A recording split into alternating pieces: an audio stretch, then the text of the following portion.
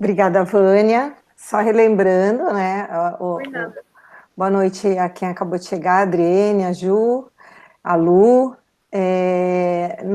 Eu vou falando aqui, tá, gente? E assim, quem grifou alguma coisa, quem quiser acrescentar alguma coisa, quem tiver alguma dúvida, e dentro do possível, eu, o Juliano, ou até as outras meninas puderem auxiliar, é só tirar o microfone do mute para eu poder perceber que vocês querem falar, tá? Então, eu preparei algumas coisinhas, eu vou passar também uma apresentação, mas vai ser só da parte histórica, mais para a gente se situar, para a gente entender um pouquinho o contexto desse primeiro capítulo, para a gente mergulhar mesmo na história. Então, o capítulo 1, que é o título Corações Flagelados, né, a gente já percebe que já começa um sofrimento, né, uma prova na vida desses personagens que a gente vai conhecer através de Emmanuel. Então, Emmanuel, ele começa o livro descrevendo as belezas da cidade de Corinto. Ele fala, né, que Corinto tinha as ruas suntuosas.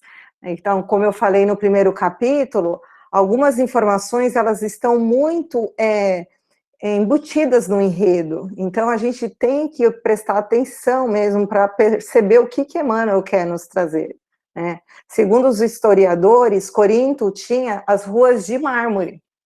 Então a gente fica imaginando, né, uma cidade construída com ruas de mármore, né? Era aquela coisa que era para chamar a atenção, era aquela coisa que realmente era uma beleza assim que a gente não consegue nem imaginar. E aí, porém, ele falava que normalmente lá tinha uma atmosfera tranquila, uma atmosfera de felicidade, de beleza. Porém, a cidade, naquele momento, pairava uma preocupação muito grande para os habitantes que ali estavam morando naquele momento. Nós descobrimos também, através da exploração do que Emmanuel nos fala, que ele traz algumas informações históricas dos momentos de guerra que a cidade grega teve, da destruição, que ela ficou por muitos anos assim completamente destruída por conta dessa guerra, e que durante o domínio do domínio romano e através do imperador Júlio César, a cidade ela foi totalmente reconstruída e que fugia totalmente das construções. Ele não seguiu, obviamente, os romanos, né, não seguiram as construções gregas. Eles fizeram Corinto para ser uma cidade que acolhesse as pessoas que tinham muito dinheiro em Roma, né, e também acolhia outros moradores, como a gente vai ver mais para frente. Mas eu queria mostrar aqui para vocês, só para a gente ter uma noção, eu vou colocar aqui para compartilhar, que eu dei uma pesquisadinha. E aí, tá abrindo aí, né? Tá todo mundo vendo? Só para a gente se situar, né? Corinto, fica aqui, existe ainda a cidade de Corinto, na Grécia, tá? Então, o que eu achei sobre Corinto? É um nome antiga, que era uma cidade-estado, ainda também que fica a cerca de 48 quilômetros no oeste de Atenas. Hoje é uma cidade moderna, que está localizada. Hoje a cidade moderna ela está a 5 quilômetros nordeste da cidade antiga de Corinto, da cidade onde se passou essa história.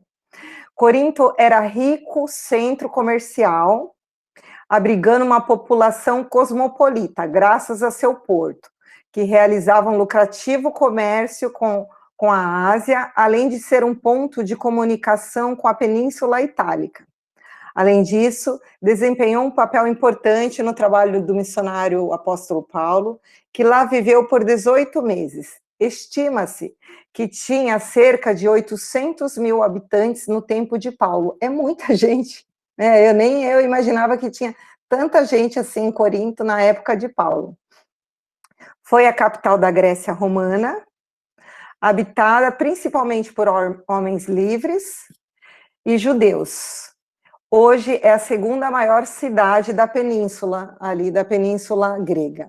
E também, antes de encerrar, eu queria mostrar, só para a gente ter uma ideia, na época de Paulo, qual que era o tamanho do Império Romano, né? O Império, olhando aqui, nossa, Roma, Itália aqui, né? Pequenininho, essa bota, né? Que todo mundo aprendeu na escola, eu lembrava da bota. Então, tudo isso aqui era a extensão do Império Romano. Aqui, Jerusalém, a Judéia, aqui está Corinto, na Grécia, né? Então, Roma tinha tomado conta dessa extensão territorial toda, um pouco da África, Europa, da Ásia, tomando conta de quase todo esse território aqui, tá? Eu vou sair aqui um pouquinho e daqui a pouco a gente volta, para eu poder continuar aqui a falar um pouquinho do meu texto. Só um minutinho, gente. E aí, vamos continuar para o livro.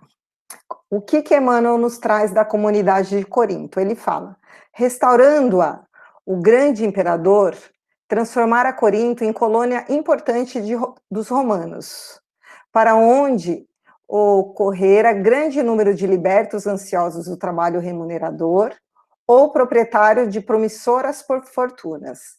A estes associara-se vasta corrente de israelitas e considerável percentagem dos filhos de outras raças que ali se aglomeravam, transformando a cidade em núcleo de convergência de todos os aventureiros do Oriente e do Ocidente. Sua cultura estava muito distante das realizações intelectuais do gosto grego, mais eminente, misturando-se em suas praças os templos mais diversos, obedecendo talvez a essa heterogeneidade, eu tenho dificuldade, viu, gente? De sentimentos, Corinto tornar-se famosa pelas tradições de libertinagem da grande maioria dos seus habitantes. E não só, né, de libertinagem, nós percebemos nessa descrição de Emmanuel que esse mix de cultura, né, mix de povo que vivia em Corinto, de diferente da maioria das regiões da época, porque nessa época eram muito, assim, tribos, né, as pessoas não se misturavam de forma alguma.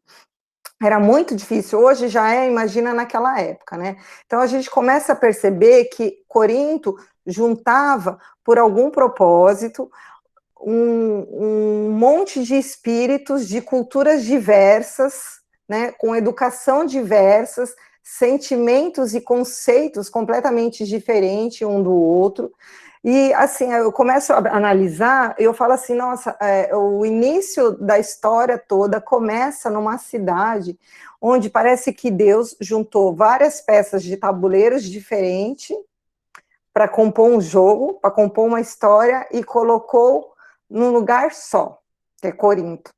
Corinto, eu posso ousar em falar, que foi o reinício de um processo de fraternidade, que era isso que o Cristo nos pedia. O que é a fraternidade? É a união de várias pessoas que têm conceitos, culturas diferentes, até mesmo religiões diferentes, mas em busca do mesmo propósito, que é de crescer, que é de melhorar. Então, eu percebi nesse começo que essa busca da fraternidade através do sofrimento de um, do testemunho do outro, de uma resignação e da rebeldia, né, de alguns, é que essa cidade se tornou um palco de uma grande história do cristianismo, porque se a gente for observar, a história começou em Corinto, mesmo, né, e além de toda a missão, né, que a gente agora vai começar, que eu quero mostrar para vocês um pouquinho antes. Alguém quer falar alguma coisa? Pode falar, Ju, enquanto eu vou pondo aqui. Uma coisa interessante dessa passagem aqui, né, obedecendo talvez esse mix de sentimentos, né, era muito diverso um do outro, né, a cidade tornar-se famosa pelas tradições de libertinagem. Uma coisa muito interessante a gente observar aqui, a descrição dessa cidade, é porque, assim, quando Emmanuel faz essa ligação, a gente tem que pensar que ele está falando assim, olha, essas pessoas que ali viviam, elas buscavam o amor, o prazer, só que um amor, um prazer material, e acreditando que aquilo era o verdadeiro amor, que aquilo traria a verdadeira felicidade.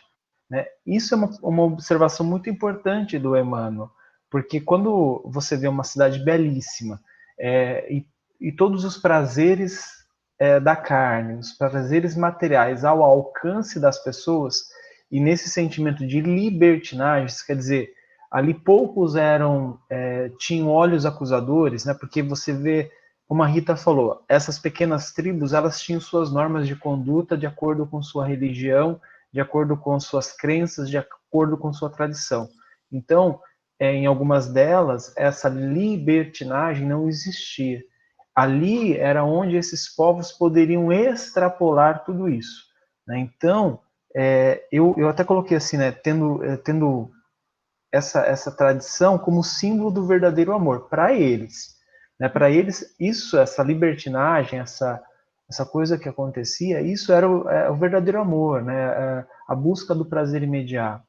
E isso vai ser muito importante lá na frente, quando a gente for falar das cartas. Né? A gente vai ter que lembrar disso de Corinto.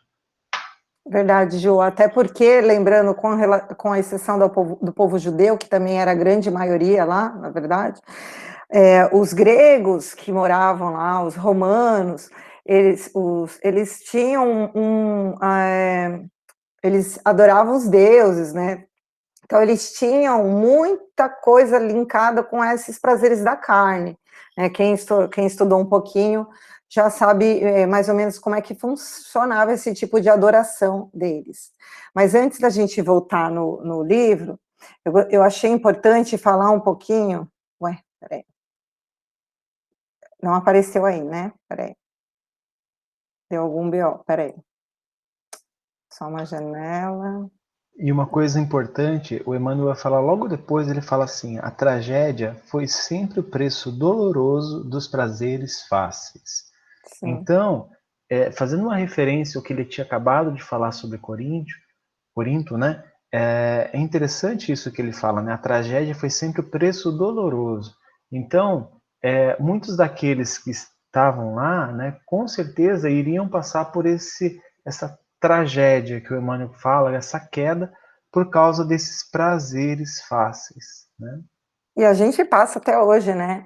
As nossas quedas são justamente por essas facilidades que a gente ainda procura, né, na nossa encarnação. Mas eu queria falar um pouquinho sobre a missão da Grécia, só tá um resumo aí, porque o capítulo é maior. Porque aí até para a gente poder entender um pouquinho, porque por que será que aconteceu tantas coisas, né, ruins em alguns lugares, para um povo específico, ou também para o povo de Israel, a gente vai olhar também mais para frente. Tem o livro do Emmanuel que se chama A Caminho da Luz, que é bem interessante, e aí no capítulo 10, ele fala a missão da Grécia e Sócrates.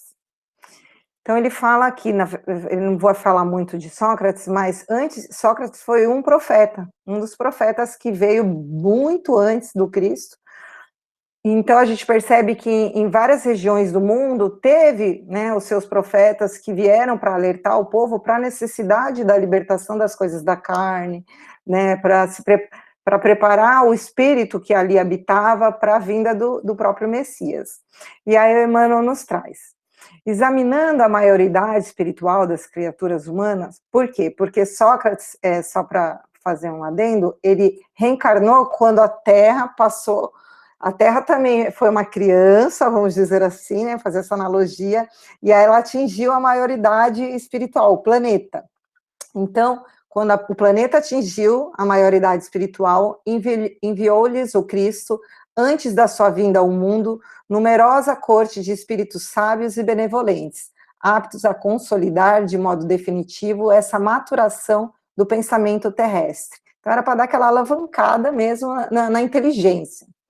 É por essa razão que observamos, nos 5 séculos anteriores à vinda do Cordeiro, uma aglomeração de inúmeras escolas políticas, religiosas e filosóficas, dos mais diversos matizes em todos os ambientes do mundo. Emmanuel fala de todos os profetas e que vieram em missão antes e pós-Sócrates, todos vieram na preparação da chegada do Cristo. E aí, no final do capítulo, ele fala assim, aí deu no que deu, que a gente sabe a história da Grécia, e aí, provação coletiva da Grécia. A condenação de Sócrates foi uma dessas causas transcendentes de dolorosas e amargas provações coletivas, para todos os espíritos que participaram dela, na medida justa das responsabilidades pessoais entre si. E é em razão disso que, mais tarde, vemos o povo nobre e culto de Atenas fornecendo escravos valorosos e sábios aos espíritos agressivos e energéticos de Roma. Eles iam nas galeras suntuosas, humilhados e oprimidos, sem embargo das suas elevadas noções de vidas, do amor, da liberdade e da justiça. É verdade que iam instaurar um novo período do progresso espiritual para as coletividades romanas, com seus ensinamentos luminosos, com seus luminosos ensinamentos. Mas o processo evolutivo poderia ladear outros caminhos, longe do morticínio e da escravidão. Todavia, sobre a fronte de muitos gregos ilustres, pairava o sanguinolento labéu daquela injusta condenação, labéu ignominioso que a Grécia deveria lavar com as lágrimas dolorosas de compulsão e do cativeiro. Então, aqui fica muito claro que a Grécia ela tinha a opção de escolher o caminho do amor, que a gente vai perceber também lá na frente, que Paulo também. Porém, a Grécia escolheu, né, o caminho da dor, como a gente faz muitas vezes, né? E aí, voltando um pouquinho a falar do povo de Corinto, antes de a gente entrar na história, eu achei um artigo científico da Universidade Federal do Espírito Santo, achei até bacana, que é um artigo sobre Paulo, sobre a história de Paulo de Tarso.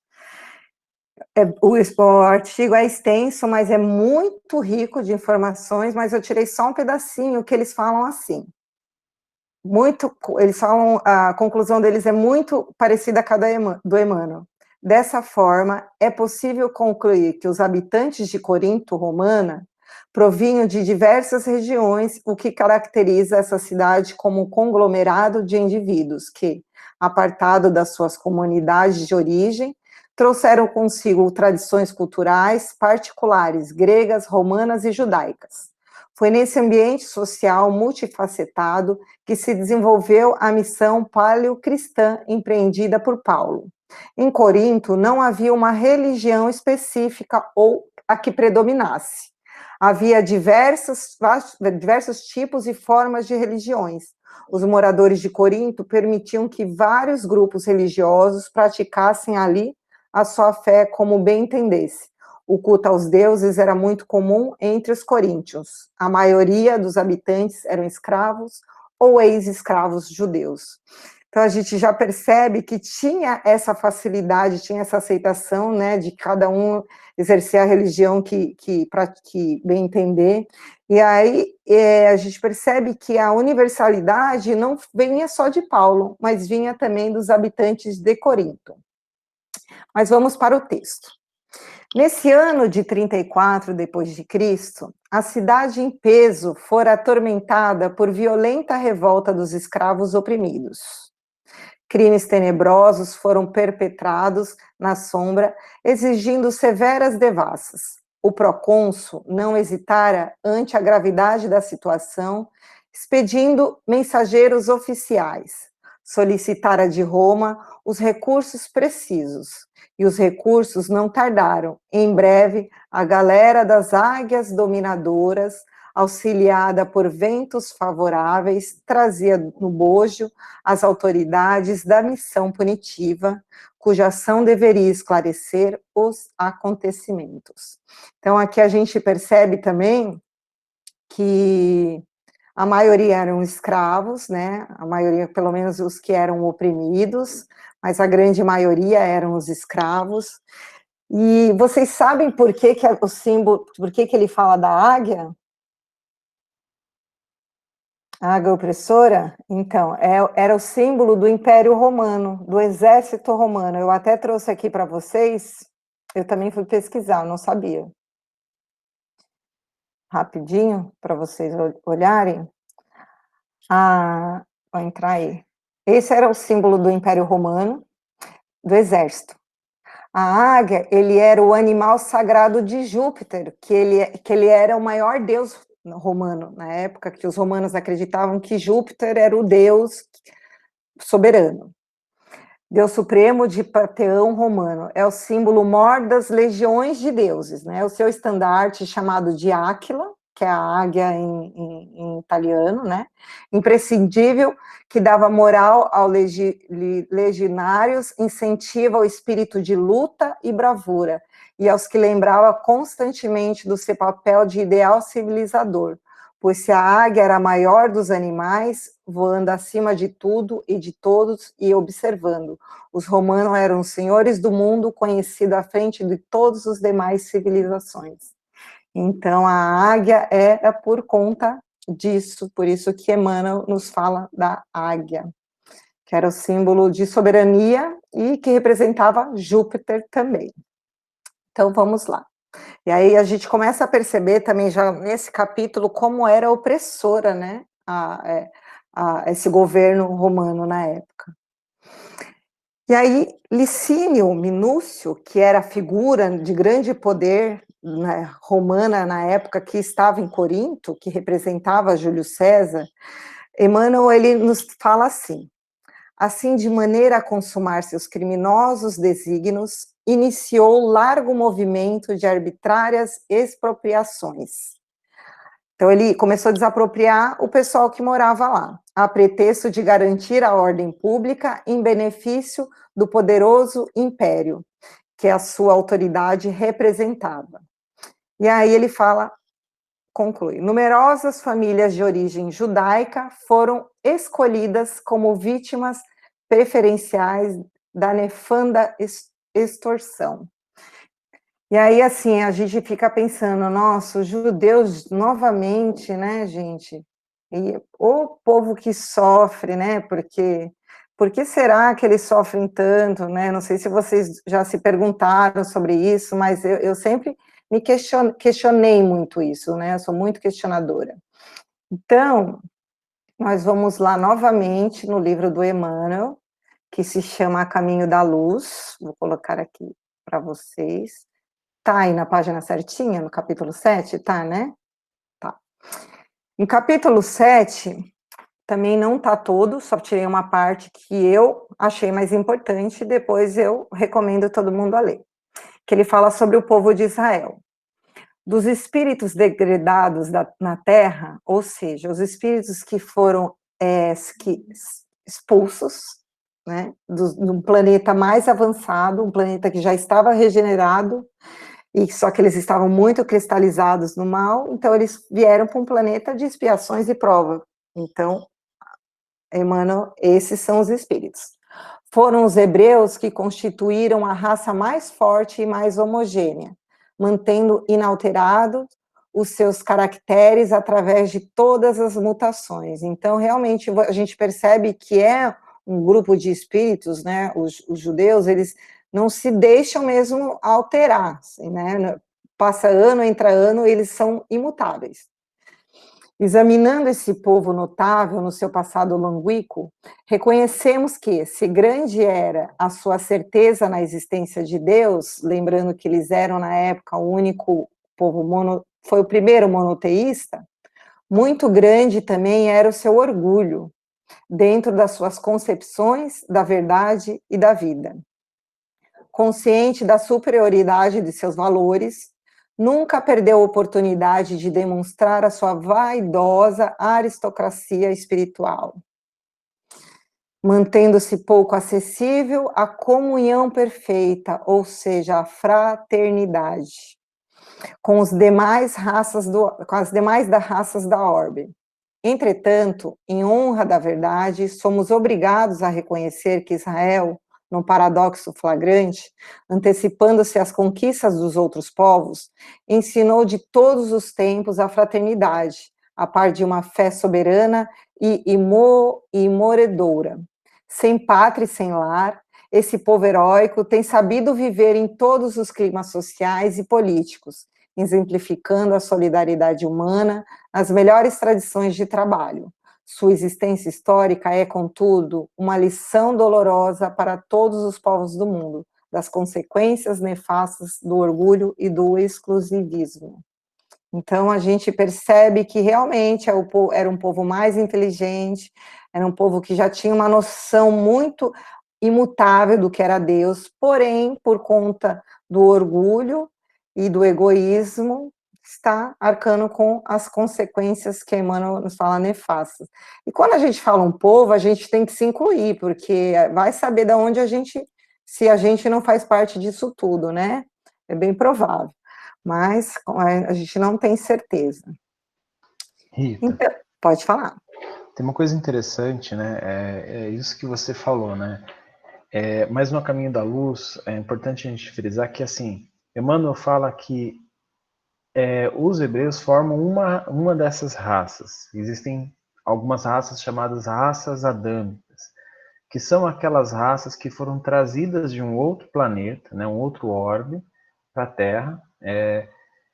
Existe muita discussão no meio espírita, falando, não, eles vieram todos juntos, veio um a cada tempo, mas isso não tem muita importância para a gente. Só o Emmanuel traz no Caminho da Luz o porquê deles terem aparecido, como eram suas características, né? Por que eles terem sido trazidos em grupo. O pessoal que estudou conosco o nosso lar, lembra que a gente falou muito sobre afinidade, sobre sintonia, né? Sobre vibração muito parecida? Então eles foram trazidos por causa disso. E se a gente for olhar para os judeus, né, para os hebreus, de fora, sem clichêzinhos, a gente vai ver que eles realmente são um povo com maior ligação a Deus. Né? Assim, a fé deles é incrível. Né? Existe aqueles jargões, né, de ser o povo escolhido de Deus, coisas desse tipo, mas é indubitável a marca que eles tinham dessa confiança, dessa fé em um Deus único, em Deus, né? Então, é por isso que Emmanuel está falando aqui, né, de todos esses povos que vieram, dessas raças que vieram, eles são esses mais fortes, mais homogêneos, né? Mantendo que ele até fala aqui que não alterou, né? Não teve mutações em todas as outras, mas eles não. E eu acredito aqui, essa é uma visão minha, que Emmanuel não estava se referindo à mutação orgânica do corpo físico, mas sim a sua mutação de, vamos dizer assim, do pensamento referente a Deus, né? A sua ligação com Deus. Todos os outros povos foram agregando culturas, né? Uma misturando a crença de um misturado com a crença de outro. O próprio Império Romano fazia muito isso. Então, eles misturavam, pegavam um pouco de cada um que eles achavam bacana e misturavam. A parte dos hebreus, não. Ela veio, vamos dizer assim, pura e se manteve inalterada. Né? Não teve alterações, a não ser aquilo que eles receberam. É claro que as interpretações mudam, mas ela não sofre alteração. Isso é bem importante a gente destacar também, que a gente também vai precisar para falar sobre as viagens e os encontros do Paulo. Muito bem esclarecido, Ju, é isso mesmo. Essa coisa imutável aí, né, que o Emmanuel fala, eu tenho certeza que é dessa parte também. E aí, voltando para o livro, Emmanuel nos traz. Por toda parte, começavam a chorar os oprimidos. Entretanto, quem usaria o recurso das reclamações públicas e oficiais, a escravidão esperava sempre os que se entregassem a qualquer impulso de liberdade contra as expressões da tirania romana. E, Denise, você quer falar? Acho que não, né?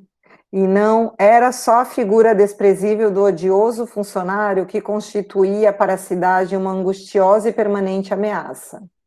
Seus aceclãs espalhavam-se em vários pontos das vias públicas, provocando cenas insuportáveis, características de uma perversidade inconsciente. Isso eu acho engraçado, que ele fala, né, que não eram só o pessoal que faz da tirania os funcionários, e sim os seguidores, os simpatizantes do Império Romano naquela época, também eram perversos, e ele fala que era uma perversidade inconsciente. Eles não sabiam, não é que eles não sabiam, eles não tinham essa consciência da maldade que eles estavam praticando para uma outra pessoa, para o irmão. E aí Emmanuel nos relata, né, o medo que trazia a expressão de, eu vou falar aqui a pronúncia em hebraico do pai do Estevão, mas aí se vocês se sentirem à vontade em falar do jeito que lê, tá? É Yocheved, a pronúncia, tá? Yocheved, e aí ele fala que é o filho de Yahed.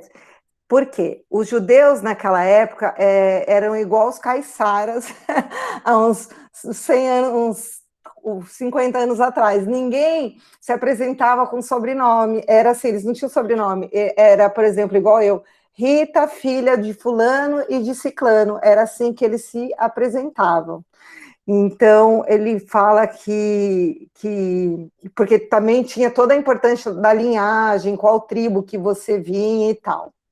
E aí nós lemos, né, a seguir aí toda a agressão gratuita que o velhinho passou, né?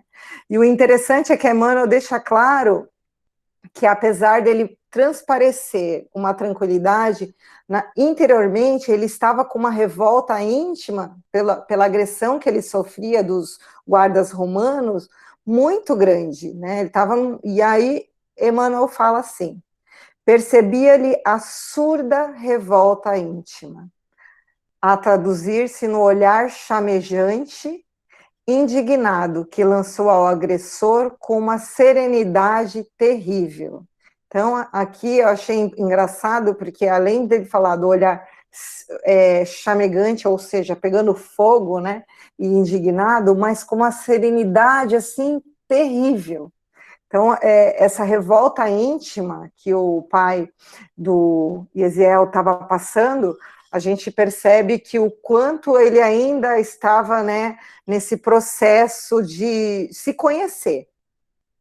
E aí o Emmanuel relata toda a reflexão, né, que o velho Yocheved sobre o ocorrido e a sua indignação por não se achar merecedor daquela situação que ele estava vivendo, porque ele, segundo aos seus olhos, ao seu conceito, ele era obediente às leis de Deus, ele seguia todas as leis lá da Torá, e aí ele começou a fazer aquela reflexão sobre toda a perseguição do que o povo judeu já tinha vivido, que continuava a viver. Tudo isso veio à tona em sentimentos, né, em reflexão. Alguém quer falar alguma coisa sobre essa parte da agressão? Pode falar, Ju. Não da parte da agressão, mas dessa parte dele estar refletindo sobre isso tudo que estava acontecendo. No livro ele fala assim, ó, enquanto, né, isso na mente eu chamo de Josebá. Assim que eu leio. Pode, cada um falar do jeito que quiser. Quando eu vi o Paulo Estevam em e-book, também falava em Josebeb, então minha mente é esse aí. Eu já tenho até a imagem do velhinho na minha cabeça. Enquanto os outros povos se entregavam ao relaxamento das forças espirituais, transformando esperanças sagradas em expressões de egoísmo e idolatria. Isso eu achei bem interessante. Ele, né, o velhinho, ele estava ciente de que o povo judeu seguia as leis do pai, né, seguia os mandamentos, tinha convicção, né, a gente tem que ter essa noção, eles têm convicção de que tudo aquilo que foi recebido pelos profetas foi algo enviado diretamente de Deus. Então eles seguiam tudo aquilo, não pisavam fora da linha, né, principalmente alguém, uma família dedicada como eles, né?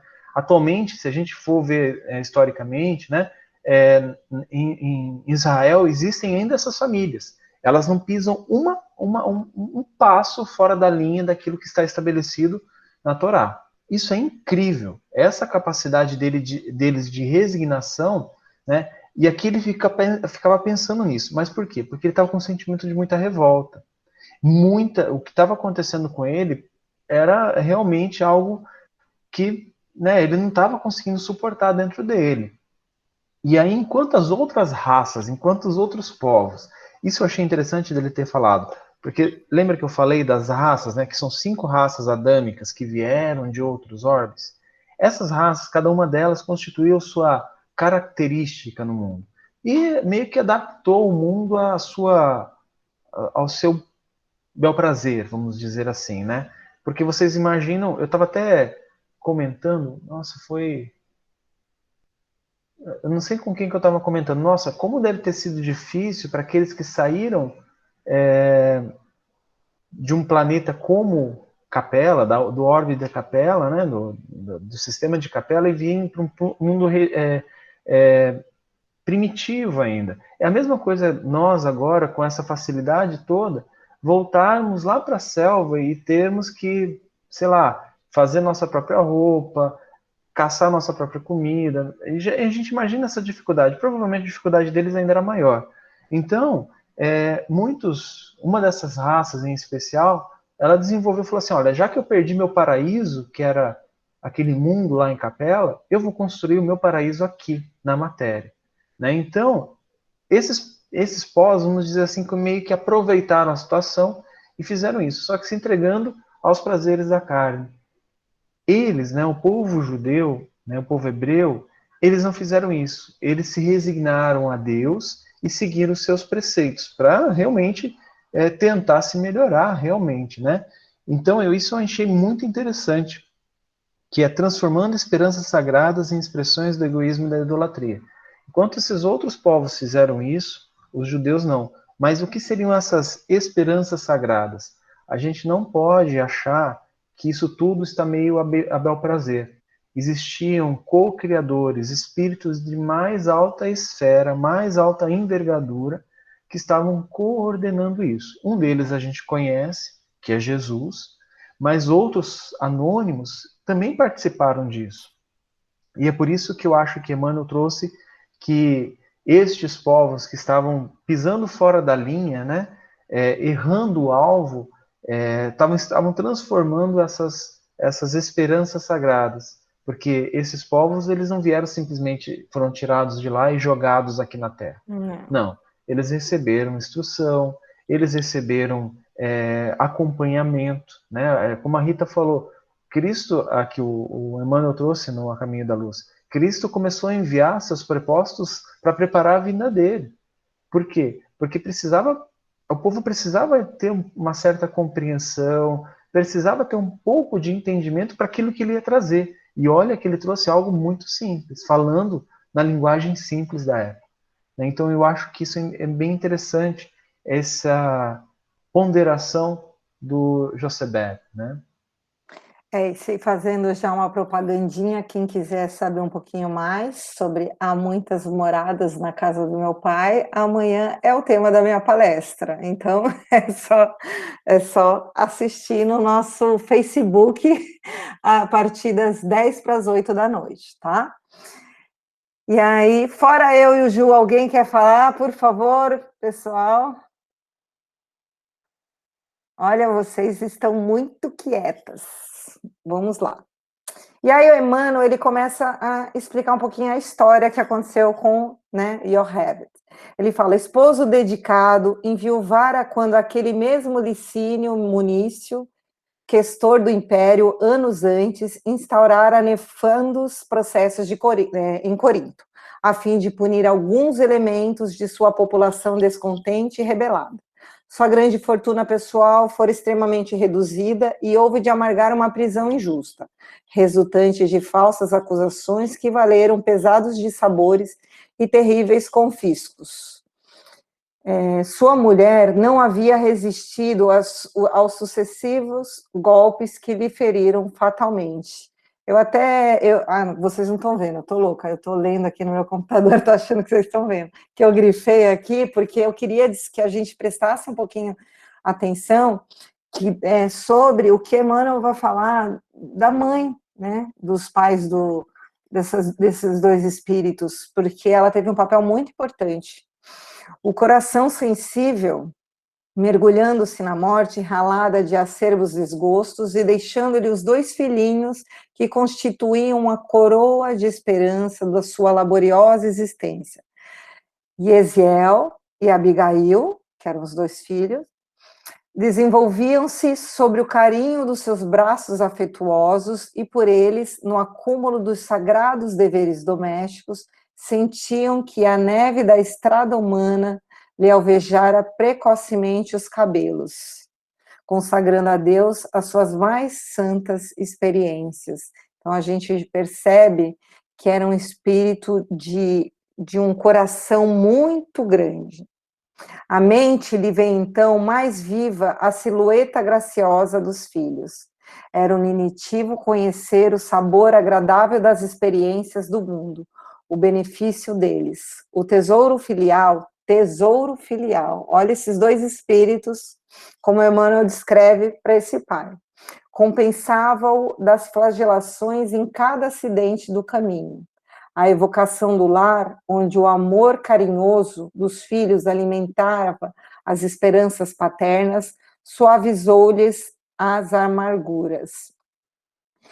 E que importava a brutalidade do romano conquistador, quanto a sua velhice se aurelava nos mais altos santos afetos do coração, experimentando resignado consolo, chegou ao mercado onde se abasteceu do que necessitava. Alguém tirou o microfone? Oi, pode falar, Vânia. Aqui a gente percebe assim, o quanto, dentro dessas reflexões dele, ele colocava assim, o amor, né, e a resiliência, porque, como você mesmo disse, essa mãe, ela foi assim um alicerce muito, muito rico na vida dele, né? E apesar das humilhações que ele sofreu, o que ele conseguiu trazer foi essa lembrança afetuosa, né? Que eu acho não, né? Que deu assim base para esse amor familiar, né? Que a gente pode dizer, e que fez ele refletir um pouco mais, né? Apesar de que a gente já sabe assim, o que vai passar aqui de novo, mas que fortalece ele, né? Que assim tem o carinho dessa esposa, tem esses filhos que foram criados com todo o afeto e todo o ensinamento, né? Das escrituras que também estão aqui. Então, eu acho que isso é bem, bem bacana. Isso é muito importante, Vânia, foi importante o seu comentário, porque eu acho que a gente precisa mesmo prestar essa atenção, porque lá na frente a gente vai perceber a importância desses 3 espíritos, né? Emmanuel sutilmente aqui já mostra a importância principalmente dos 2 filhos para essa caminhada, né, desse espírito que era o pai, o quanto o amor, né, e esse tesouro filial, como o Emmanuel traz, o quanto a primeira escola, pelo menos do Yocheved e da própria Abigail e do Jesiel na Terra, a primeira escola de amor foi o lar, né, e todo exemplo de amor que eles aprenderam foi principalmente com a mãe. E aí, vamos, né, para a segunda agressão. Acontece a segunda agressão, e aí ele fala, simultaneamente, né, depois que o senhor sofre a segunda agressão, todos os símbolos de fé modificaram-lhe as disposições espirituais. Então, toda aquela disposição espiritual para a resignação que ele estava já foi modificada. E sentia no íntimo a palavra da antiga lei, não matarás. No entanto, os ensinamentos divinos, ao seu ver, isso é muito importante, ao seu ver, na voz dos profetas, aconselhavam-lhe o revide, olho por olho e dente por dente. Seu espírito guardava a intenção da represália como remédio às reparações que se julgava com direito, mas as forças físicas já não eram compatíveis com os requisitos da reação. Profundamente humilhado e presa de angustiosos pensamentos, buscou recolher-se ao lar. Novamente, ele buscou, né, onde se aconselharia com os filhos muito amados, em cujo afeto encontraria, de certo, a necessária inspiração. Então, acho que aqui a gente já percebe que uma interpretação equivocada, né, errônea, das leis, né, dos ensinamentos do Cristo, e no caso deles, do ensinamento de Moisés e dos outros profetas, pode fazer com que nós nos achemos por direito de ir atrás dessa justiça, aí, de fazer justiça, né, divina, sendo que nós nem somos seres divinos, e sabemos que só Deus, né, é capaz de julgar, né? E mesmo assim Deus não julga, né? E aí, pode falar. Uma coisa importante nisso que você falou, né, essa interpretação, porque até hoje, né, nós cometemos erros na interpretação das palavras do Cristo, né? Uhum. Nós temos principalmente o Cristo, né? É claro que é o que esses profetas deixaram para o povo deles, para os hebreus, se aplica a toda a humanidade como leis imutáveis, né? Assim, não aquelas coisas materiais da carne que acontece, né? Precisava sim guiar um povo no deserto, muitas coisas diferentes do que nós temos hoje, mas algo inalterado, que é a lei de Deus, que é a lei natural, que é a lei do amor, essa permanece, né? E essa interpretação, ela dá muito problema. A gente viu muitas coisas acontecerem, barbáries acontecerem, por simples interpretações muito equivocadas, muito distorcidas das palavras do Cristo, né? No caso, não que ele escreveu, mas que os profetas relataram depois, né? A Idade Média está aí para exemplificar isso que a gente está falando, né? Então, é esse tipo de sentimento, esse tipo de atitude que pode levar a essa má interpretação dos textos sagrados. A gente vai ver mais para frente e vai ter mais coisa falando sobre isso, né?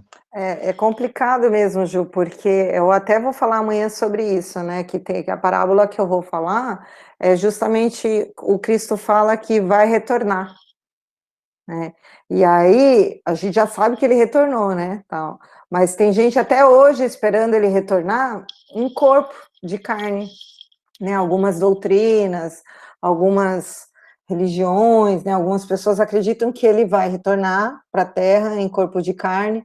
Então, a necessidade de estudar, né? De saber o que você está lendo, o Evangelho, o Novo Testamento, para a gente começar a tentar assim explorar, a gente precisa estudar o Velho, porque o Jesus era judeu, né? O Cristo nasceu na religião judaica, então ele usava alegorias, parábolas, tudo. A grande coisa ele retirou dos textos dos profetas. Então, para a gente tentar começar a estudar, né, ter uma noçãozinha do que o Cristo queria mais ou menos falar, a gente tem que conhecer um pouquinho do Velho Testamento. Mas, voltando ao texto, vamos lá.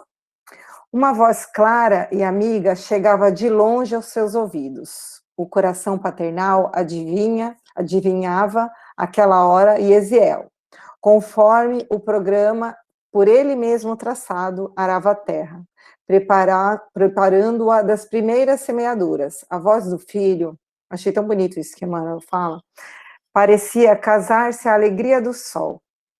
A velha canção hebraica que lhe saía dos lábios quentes da mocidade era um hino de exaltação ao trabalho e à natureza. Os versos harmoniosos falavam do amor à terra e da proteção constante do Deus. Então a gente imagina que espírito, né? Que trabalha arando a terra, cantando o amor à terra e da proteção de Deus. A gente começa a imaginar, né, a grandeza desse espírito. O generoso pai afogava a custo as lágrimas do coração. A melodia popular sugeria-lhe um mundo de reflexões. Então ele já sentiu aquele impacto magnético de amor que vinha de Yesiel através dessa melodia. Uma jovem aí ele começa a descrever Abigail. Uma jovem de notável formosura corria a abraçá-lo com imensa ternura, ao mesmo tempo que lhe arrancava o cesto das mãos trêmulas e doloridas. Abigail, na candidez dos seus 18 anos, era um gracioso resumo de todos os encantos das mulheres da sua raça. Os cabelos sedosos caíam em anéis caprichosos sobre ombros, emoldurando-lhe o rosto atraente num conjunto harmonioso de simpatia e beleza. Acho que essa parte é a mais legal. No entanto, o que mais impressionava no seu talhe esbelte de menina e moça eram os olhos profundamente negros, nos quais intensa vibração interior parecia falar dos mais elevados mistérios do amor da vida. Eu achei isso muito interessante, porque aqui Emmanuel já nos mostra que Abigail conhecia o amor que ainda nós não conhecemos. Por isso que ele fala do mistério do amor e da vida. Então, esse espírito que estava na Terra como Abigail, ela já tinha uma percepção, uma noção de amor, que era uma coisa que ainda nós não conhecíamos, nós não conhecemos, mas conheceremos um dia. E aí, continuando no texto, o jovem ocorreu solícito e presuroso. Abraçado ao pai, ouviu-lhe o desabafo amargo, palavra por palavra. No vigor da juventude, não lhe poderia dar mais de 25 anos. Mas, esse é importante também, o comedimento dos gestos e a gravidade com que se exprimia deixavam entrever um espírito nobre, ponderado e servido por uma consciência espiritual, cristalina. E o ponderado, me lembrei também do nosso lar, né? Que toda exortação do benfeitor era ponderou, né? Então, quando a pessoa já atinge um grau, né, de evolução espiritual, ela pondera antes de falar, né? A gente não, a gente já fala e depois que a gente fica, meu Deus, né? O que eu falei? E esses espíritos mais avançados, não. E ele tinha uma consciência cristalina, ou seja, sem intervenção de nada, uma consciência cósmica, uma consciência espiritual muito grande. E aí ele falou, coragem, pai, exclamou depois de ouvir a dolorosa exposição, pondo nas expressões de firmeza um acentuado cunho de ternura. Eu não consigo nem, eu fiquei tentando imaginar, firmeza e ternura junto. Firmeza e ternura, assim, para mim é meio difícil. Nosso Deus é da justiça e sabedoria. Confiemos na sua proteção. Quem que abriu o microfone aí? Oi, Vânia. Pode falar. Nessa parte também, a gente consegue ver assim, né? Eu falo até assim, esse capítulo, ele já mexeu bastante comigo, né? E a gente começa a ver o quão lindo, né? É assim, a confiança, né, em Deus, naquilo que eles não estavam vendo. Mas, assim, um pouquinho mais para frente, a gente vai ver que tem as escrituras, tinha a leitura. Então, essa questão familiar, ela entra tão profundo, né, nesse capítulo e vai mostrando para a gente a importância de quão lindo foi aquele trabalho dessa mãe, né, e ensinar, né, esse amor tão maravilhoso que essa menina, né, deixa transparecer nos olhos. Esse filho vem com essas palavras, né, praticamente tentando ensinar esse pai, né, acalentar esse pai, mas falando de um Deus, de uma bondade infinita, que, assim, de fato, né, deixa a gente, assim, feliz e, assim, falando, caramba, né, deixa eu aprender pelo menos do tamanho de uma grãozinha mesmo de mostarda, né? Ter essa confiança, acreditar nesse Deus tão lindo, porque é isso que eles falam a todo tempo, né? Foi isso. Eu peguei aqui. É isso mesmo, Vânia. Ele tinha mesmo essa... É isso que o Ju falou, né? E ele tinha dentro dele essa confiança absoluta, né, nos propósitos de Deus. E é isso que a gente precisa exercitar, porque é difícil mesmo. A nossa fé ainda é muito... a gente fica muito indeciso, né? A gente não tem essa fé inabalada. Uma fé inabalável. Vacilante, né? Vacilante, essa é a palavra, exatamente. E aí, continuando, Yocheved contemplou o filho de alto a baixo, fixando-lhe o olhar bondoso e calmo, onde desejaria lobrigar, naquele momento, a indignação que lhe parecia natural e justa, dominado pelo desejo de represálias. É verdade que criara Yesiel para alegrias puras do dever e em obediência à leal execução da lei. Entretanto, nada o compelia a abandonar suas ideias de desfora, de maneira a defrontar-se dos ultrajes recebidos.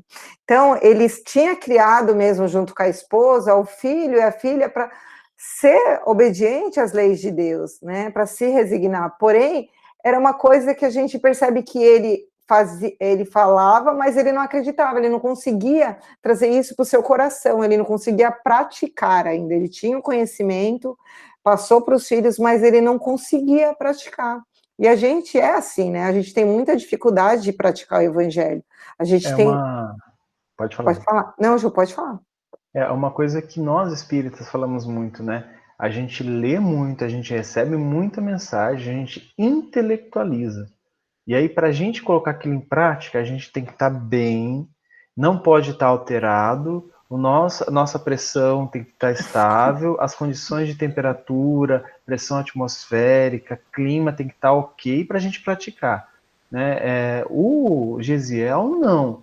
O Gesiel já tinha aquilo no coração. Então, eu me vi muito no Jochebed, assim, confiante nas leis de Deus, sabe tudo, né, muita coisa do Evangelho, né, no caso deles lá, das escrituras dos profetas, mas aquilo não estava no coração, aquilo estava intelectual. A temperatura subiu 2 graus ao meu redor, já esquece o Evangelho, esquece os ensinamentos do Cristo, esquece a palavra do profeta.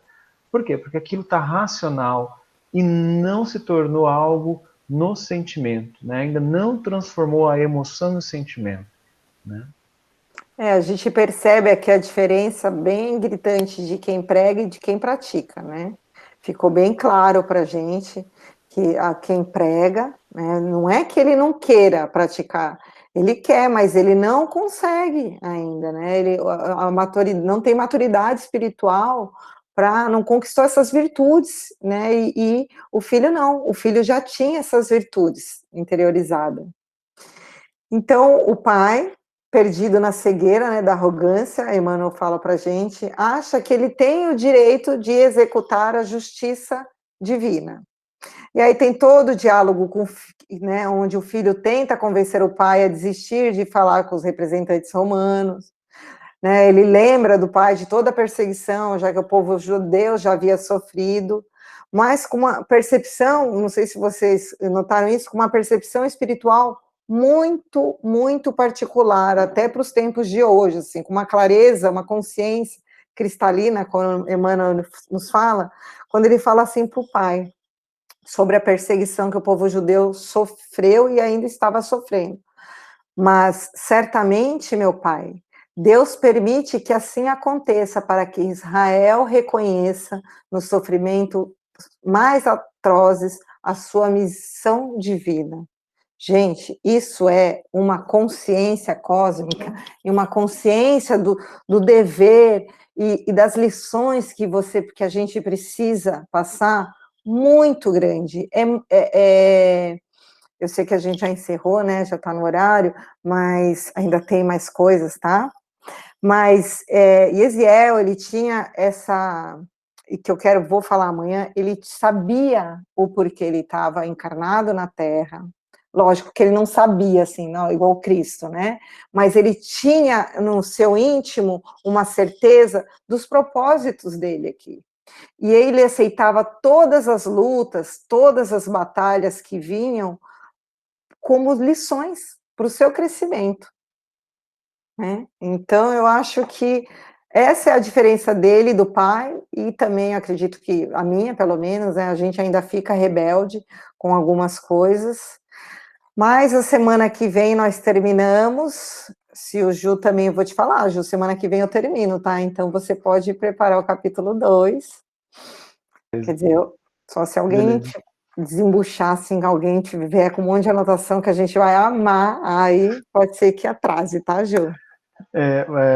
Depois, assim, na semana que vem a gente comenta novamente essa questão de Roma, em tempos, todos os israelitas sofrem vexames e confiscos, perseguição e Sim. morte. Isso é alguma coisa que eu gostaria de comentar, mas semana que vem a gente continua, tá?